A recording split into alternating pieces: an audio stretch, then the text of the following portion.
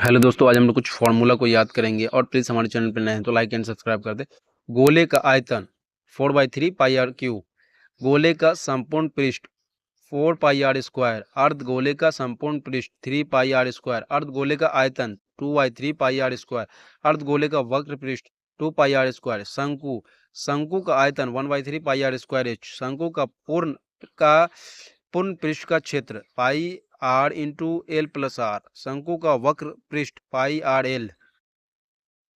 गोले का आयतन 4/3 पाई आर क्यूब। गोले का संपूर्ण पृष्ठ 4 पाई आर स्क्वायर। अर्ध गोले का संपूर्ण पृष्ठ 3 पाई आर स्क्वायर। अर्ध गोले का आयतन 2/3 पाई आर स्क्वायर। अर्ध गोले का वक्र पृष्ठ 2 पाई आर स्क्वायर। शंकु का आयतन 1/3 पाई आर स्क्वायर एच। शंकु का पूर्ण पृष्ठ का क्षेत्र pi R into L plus R. शंकु का वक्र पृष्ठ पाई आर एल। हेलो दोस्तों, आज हम लोग साधारण ब्याज, मूलधन, समय दर, ब्याज, मिश्र धन, ये सब किसे कहते हैं तो ध्यान से इस वीडियो में बने, आपको अच्छे से समझाया जाएगा। और प्लीज़ हमारे चैनल पर नए हैं तो लाइक एंड सब्सक्राइब कर दें। साधारण ब्याज, जो ब्याज केवल मूलधन पर एक है, निश्चित समय के लिए एक ही दर पर लगाया गया जाता है, उसे साधारण ब्याज कहते हैं। मूलधन प्रिंसिपल, वह धन जो किसी व्यक्ति को उधार या कर्ज के रूप में दिया जाता है, मूलधन कहलाता है।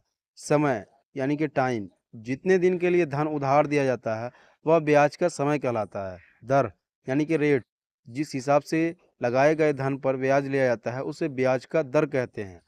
ब्याज यानी इंटरेस्ट, कोई व्यक्ति किसी दूसरे व्यक्ति से अथवा बैंक से धन उधार लेता है तो धन प्रयोग करने पर जो उसे अतिरिक्त यानी एक्स्ट्रा धन देना पड़ता है उसे ब्याज कहते हैं। मिश्र धन यानी कि अमाउंट, मूलधन तथा ब्याज के योग को मिश्र धन कहते हैं। हेलो दोस्तों, आज हम लोग कुछ फॉर्मूला को ध्यान से देखेंगे और प्लीज़ हमारे चैनल पे नए हैं तो लाइक एंड सब्सक्राइब कर दें। बेलन का आयतन पाई आर स्क्वायर एच। बेलन का पूर्ण पृष्ठ क्षेत्रफल pi R 2 pi R into R plus H. बेलन का वक्र पृष्ठ क्षेत्रफल 2 पाई आर एच। खोखले बेलन का आयतन pi H into R plus R into R minus R. बेलन का आयतन पाई आर स्क्वायर एच।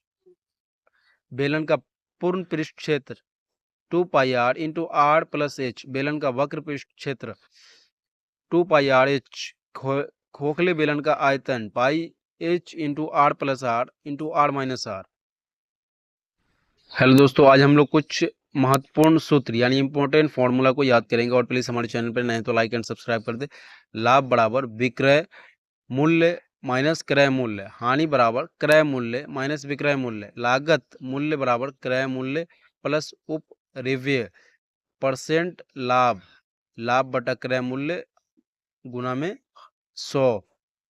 परसेंट हानि, हानि बटा क्रय मूल्य गुना में 100। विक्रय मूल्य बराबर अंकित मूल्य माइनस बट्टा विक्रय मूल्य बराबर क्रय मूल्य इंटू 100 प्लस लाभ का परसेंट बटा में 100। क्रय मूल्य बराबर विक्रय मूल्य गुने 100 बटा में 100 प्लस लाभ परसेंट। विक्रय मूल्य बराबर क्रय मूल्य गुना 100 माइनस हानि का परसेंट बटा में 100। क्रय मूल्य बराबर विक्रय मूल्य इंटू 100 बटा में 100 माइनस हानि का परसेंट। विक्रय मूल्य बराबर क्रय मूल्य प्लस लाभ। क्रय मूल्य बराबर विक्रय मूल्य माइनस लाभ। विक्रय मूल्य बराबर क्रय मूल्य माइनस हानि। क्रय मूल्य बराबर विक्रय मूल्य प्लस हानि। अंकित मूल्य बराबर क्रय मूल्य गुने 100 माइनस लाभ बटा में 100 माइनस बट्टा। हेलो दोस्तों, आज हम लोग कुछ गुना यानी मल्टीप्लिकेशन का जो होता है इसको अच्छे से जानकारी लेंगे और भाग का भी जानकारी लेंगे। और प्लीज़ हमारे चैनल पर नए हैं तो लाइक एंड सब्सक्राइब कर दे। गुणक किसे कहा जाता है? जिस संख्या से गुना किया जाता है उसे गुणक व मल्टीप्लायर कहते हैं। गुण्य, जिस संख्या में गुना किया जाता है उसे गुण्य व मल्टीप्लीकेंड कहते हैं। गुणनफल, गुणक के से गुणा करने पर जो परिणाम प्राप्त होता है उसे गुणनफल यानी मल्टीपल कहते हैं। गुणनफल बराबर गुण्य गुणे गुणक। भाग यानी डिवीजन, भाजक जिससे किसी संख्या में भाग दिया जाता है उसे भाजक यानी डिवाइजर कहा जाता है। भाज्य, वह संख्या जिसमें किसी संख्या से भाग दिया जाता है भाज्य यानी वह डिवाइडेंड कहते हैं।